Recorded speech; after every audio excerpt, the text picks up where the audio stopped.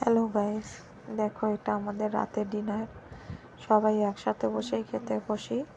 দুপুরবেলা তো সবাই খেতে পারি না একসাথে, ছেলে মেয়ে স্কুলে যায়, আমি কাজে বেরিয়ে যাই, আমার বর কাজে বেরিয়ে যায়। এর জন্য রাতে সবাই একসাথে বসেই খায়। এটা আমার ছেলে, রাত্রে ডিম রান্না করেছি। মেয়ে, এটা আমার বর।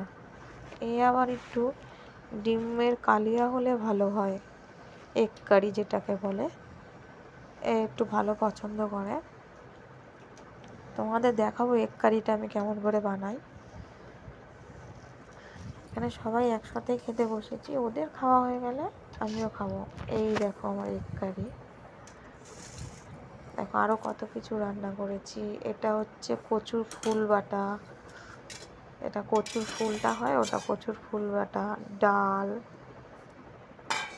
এটা হচ্ছে আমাদের রাতের ডিনার। তার সাথে আছে কাঁকরোল ভাজা। তোমরা ভালো লাগলে এটা শেয়ার অ্যান্ড কমেন্ট করে দেবে।